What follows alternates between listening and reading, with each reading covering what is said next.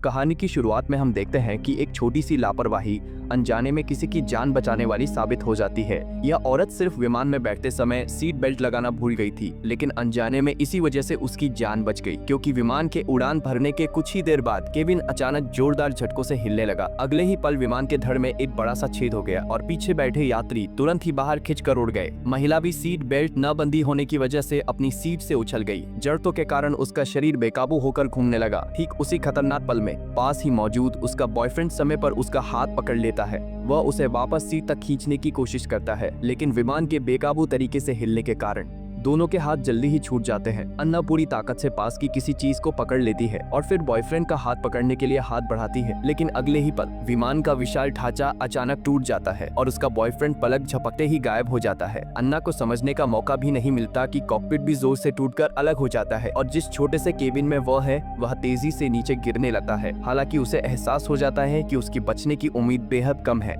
लेकिन अन्ना हार मानने को तैयार नहीं होती। वह आसपास की चीजों को कसकर पकड़ती है और खुद को संतुलित रखने की पूरी कोशिश करती है, लेकिन तभी एक और जोरदार झटका लगता है। जब अन्ना को होश आता है तो वह वापस अपनी सीट पर जा गिरी होती है। वह तुरंत सीट बेल्ट बांध लेती है। सब कुछ कर लेने के बाद अब उसके पास सिर्फ किस्मत के भरोसे रहने के अलावा कोई रास्ता नहीं बचता। कुछ ही देर में विमान जंगल की ओर तेजी से गिरने लगता है। हैरानी की बात यह होती है कि वह इस भयानक हादसे से जिंदा बच जाती है। सामने पड़े पूरी तरह तबाह विमान को देखकर अन्ना को खुद पर यकीन नहीं होता कि वह अब भी जिंदा है, लेकिन तभी उसकी टांग में तेज दर्द उठता है। वह दांत भींचकर अपने ऊपरी शरीर को संभालती है और तब उसे एहसास होता है कि गिरते समय एक लोहे की मोटी प्लेट उसकी बाईं टांग को पूरी तरह आर पार कर गई है। घने जंगल में फंसी अन्ना को अच्छी तरह पता होता है कि अगर जिंदा रहना है तो उसे सिर्फ खुद पर ही निर्भर रहना होगा। वह दोनों हाथों से उस लोहे की प्लेट को कसकर पकड़ती है और असहनीय दर्द सहते हुए उसे जबरदस्ती अपनी टांग से बाहर खींच लेती है। थोड़ा संभलने के बाद वह अपनी स्कर्ट का एक हिस्सा फाड़कर जख्म पर सावधानी से बांधती है ताकि खून रोका जा सके। फिर वह दर्द सहते हुए धीरे धीरे खड़ी होती है और चारों ओर जोर से मदद के लिए पुकारती है,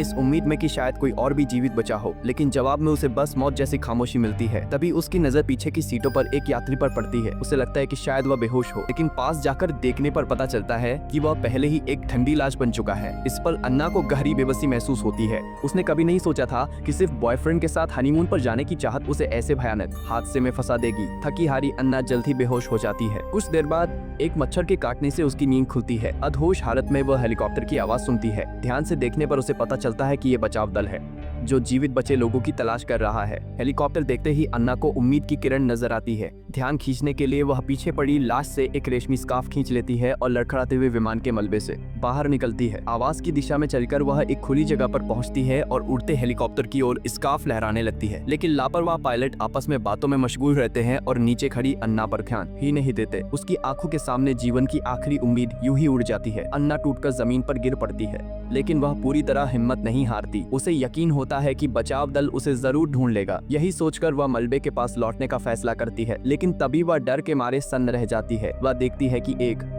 विशाल बार विमान के अंदर घुसा हुआ है और लाशों को नोच रहा है। अन्ना डर के मारे वहीं जम जाती है, सांस तक रोक लेती है ताकि कोई आवाज ना निकले और वह बाघ का शिकार ना बन जाए। वह बेहद सावधानी से पीछे हटने लगती है ना, लेकिन गलती से एक सूखी टहनी पर पैर पड़ जाता है। आवाज होते ही बाघ चौकन्ना हो जाता है और उसकी ओर बढ़ने लगता है। जब अन्ना को लगता है कि अब उसकी मौत तय है, तभी वही हेलीकॉप्टर फिर से ऊपर से गुजरता है। हेलीकॉप्टर की तेज आवाज से अनजान बाघ डर जाता है और भाग खड़ा होता है। इस तरह अन्ना एक बार फिर मौत के मुंह से बच जाती है। इस घटना के बाद वह मलबे के पास लौटने की हिम्मत नहीं जुटा पाती। कोई रास्ता न देखकर वो पास ही बैठ जाती है और डर के मारे बार बार चारों ओर देखती रहती है कि कहीं बाघ वापस न आ जाए। इसी दौरान उसकी नजर जमीन पर पड़े एक खिलौना भालू पर पड़ती है। जब वह देखती है कि उस खिलौने पर एक सजावटी टैग लगा है, तो अन्ना के दिल में अचानक जिंदा रहने की एक नई उम्मीद जाग उठती है। महिला ने बस जंगल में एक खिलौना भालू उठाया था और उसी पल उसे जिंदा बचने का तरीका सूझ गया। वह तुरंत खिलौना भालू पर लगी सजावटी प्लेट को निकाल देती है, फिर उसके अंदर लगी सेफ्टी पिन को बाहर खींच लेती है, क्योंकि अब वह एक घने आदिम जंगल में फंसी हुई थी और इस हालात में सबसे जरूरी था सही दिशा पहचानना। उसे अपने बॉयफ्रेंड द्वारा सिखाई गई जंगल में जीवित रहने की तरकीबें याद आती है और अन्ना तुरंत उन्हें आजमाने लगती है। वह सेफ्टी पिन को अपने कपड़ों पर तेजी से रगड़ती है, जिससे उसमें चुंबकीय गुण पैदा हो जाते हैं। फिर वह उस पिन को एक पत्ते पर रख देती है। जैसे ही पिन पत्ते के साथ घूमने लगती है, अन्ना को आखिरकार दिशा का सही अंदाजा हो जाता है। जिंदा बाहर निकलने के लिए वह तुरंत गुस्सा करने का फैसला करती है। सबसे पहले वह नदी के किनारे जाकर पानी पीती है और फिर एक थैले में भरकर पानी जमा कर लेती है। इसके बाद वह विमान के मलबे के पास लौटती है और सामान ढूंढती है, लेकिन उसे कोई भी काम की चीज नहीं मिलती। ठंड से बचने के लिए वह लाशों के कपड़े उतारकर अपने शरीर पर पहन लेती है। जाने से पहले वह पानी से भरे थैले को एक लकड़ी की छड़ी से बांध लेती है। सब कुछ तैयार करने के बाद वह बिना हिचकिचाए घर लौटने की यात्रा पर निकल पड़ती है। लेकिन एक गंभीर रूप से घायल इंसान के लिए हर कदम चलना किसी जंग से कम नहीं था। उसे न सिर्फ उबड़ खबड़ पहाड़ी रास्तों से जूझना पड़ रहा था, बल्कि जंगल के खतरनाक जानवरों से भी सतर्क रहना पड़ता था।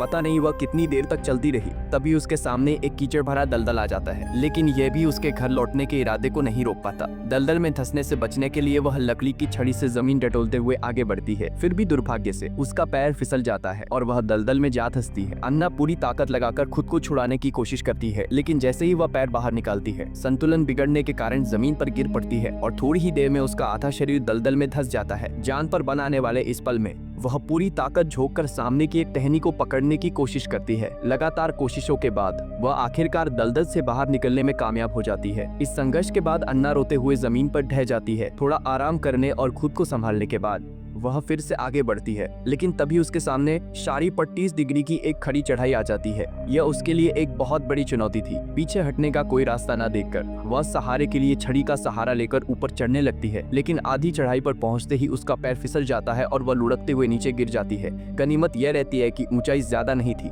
इसलिए उसे सिर्फ हल्की खरोंचें आती है। पिछली गलती से सबक लेते हुए इस बार वह खड़े होकर नहीं चढ़ती, बल्कि शरीर को रेंगाते हुए धीरे धीरे ऊपर बढ़ती है। लगभग 2.5 घंटे की कड़ी मेहनत के बाद वह आखिरकार उस खड़ी चढ़ाई को पार कर लेती है, लेकिन मुश्किलें यहीं खत्म नहीं होती। आगे चलते चलते उसका सामना फिर से उसी खूंखार बाघ से हो जाता है।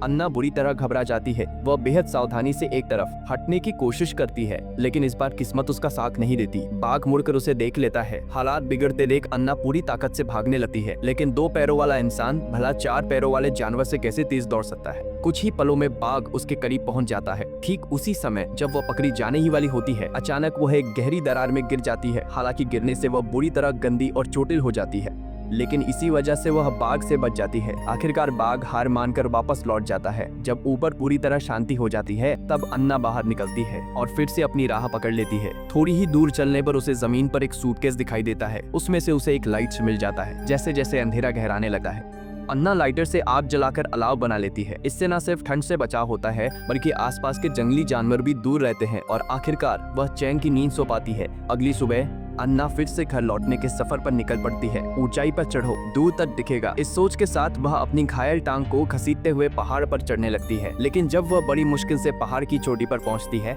तो सामने का दृश्य उसका दिल तोड़ देता है। जहाँ तक नजर जाती है, वहाँ तक बस अनंत आदिम जंगल ही जंगल होता है। कोई अंत दिखाई नहीं देता। उसकी चाल को देखते हुए वहाँ से किसी आबादी वाले इलाके तक पहुँचने में ना जाने कितना समय लग जाता। जब अन्ना पूरी तरह निराश हो जाती है, तभी उसे एक चौंकाने वाली चीज दिखाई देती है। महिला को इस वीरान जंगल में फंसे हुए 3 दिन और 3 रातें बीत चुकी थी। जब वह लगभग पूरी तरह निराश हो चुकी थी, तभी उसने नीचे की ओर देखा और हैरानी से पाया कि दुर्घटनाग्रस्त विमान का कॉकपिट नदी के उस पार गिरा हुआ था। यह देखकर अन्ना बेहद खुश हो जाती है। उसे अंदाजा हो जाता है कि कॉकपिट के अंदर जरूर कोई न कोई जीवन रक्षक उपकरण मौजूद होगा। बिना एक पल गवाए वह पहाड़ी ढलान से उतरकर नदी पार करने की तैयारी करती है, लेकिन टांग में गंभीर चोट होने की वजह से वह ठीक से खड़ी भी नहीं हो पाती। संतुलन बिगड़ते ही वह तेज बहती नदी में गिर जाती है। उफनती हुई धाराएं उसे तुरंत अपने साथ बहा ले जाती है। किस्मत से अन्ना को तैरना आता था। वह किसी तरह तैरकर किनारे तक पहुंच जाती है और एक चट्टान को पकड़ लेती है। दूसरे किनारे पहुंचते ही वह बिना रुके सीधे कॉकपिट की ओर भागती है। अंदर चारों ओर देखने के बाद उसे एक सिग्नल गन और 3 सिग्नल फ्लेयर मिल जाते हैं। यह देखकर अन्ना तुरंत एक फ्लेयर लोड करती है और बिना सोचे समझे आसमान की ओर एक फायर कर देती है। लेकिन जब वह दूसरी बार फायर करनी ही वाली होती है, तभी उसे एहसास होता है कि सिग्नल गन ऐसे इस्तेमाल नहीं की जाती। वह सोचती है कि बेहतर होगा कि बाकी गोलियां तब तक बचाकर रखे जाएं, जब तक बचाव दल पास न आ जाए। इसी बीच ठंडी हवा का तेज झोंका आता है। फटे पुराने कपड़ों में अन्ना कुछ ही देर में ठिठुरने लगती है। वह आग जलाकर खुद को गर्म करना चाहती है, लेकिन दुर्भाग्य से लाइटर भी अब काम नहीं करता। धीरे धीरे अन्ना का मन डगमगाने लगता है। उसे लगता है कि इस अनंत और घने जंगल में बचाव दल के उसे ढूंढ पाने की संभावना बहुत ही कम है। उसे लगता है कि ठंड से तड़प तड़प कर मरने से बेहतर है कि वह खुद ही अपनी जिंदगी खत्म कर ले। यह सोचकर वह एक प्लास्टिक बैग अपने सिर पर चढ़ा लेती है ताकि दम घुटने से उसकी मौत हो जाए। लेकिन ठीक उसी पल उसकी नजर सामने एक पेड़ पर जाती है। वहाँ उसके बॉयफ्रेंड का बैग लटका हुआ होता है। वह जल्दी से उसे नीचे गिराती है। बैग के अंदर उसे वह स्केच मिलता है जो उसके बॉयफ्रेंड ने उसके लिए बनाया था। इसे देखते ही अन्ना को उनके साथ बिताए हर पल की याद आ जाती है। उसके अंदर फिर से जिंदा रहने की इच्छा जाग उठती है। उसे लगता है कि शायद उसका बॉयफ्रेंड भी कहीं जिंदा हो। यह सोचकर वह तुरंत उसे ढूंढने निकल पड़ती है, लेकिन हकीकत उसे बेरहमी से तोड़ देती है। उसके सामने एक गहरा गड्ढा होता है और उसी में वह इंसान पड़ा होता है जिसकी वह हर पल उम्मीद लगाए बैठी थी। लेकिन अब उसका बॉयफ्रेंड एक ठंडी लाश बन चुका होता है। अन्ना तुरंत उस गड्ढे में कूद जाती है और अपने बॉयफ्रेंड के शव से लिपट जाती है। इस पल जो थोड़ी बहुत उम्मीद उसे सहारा दे रही थी वह भी टूट जाती है।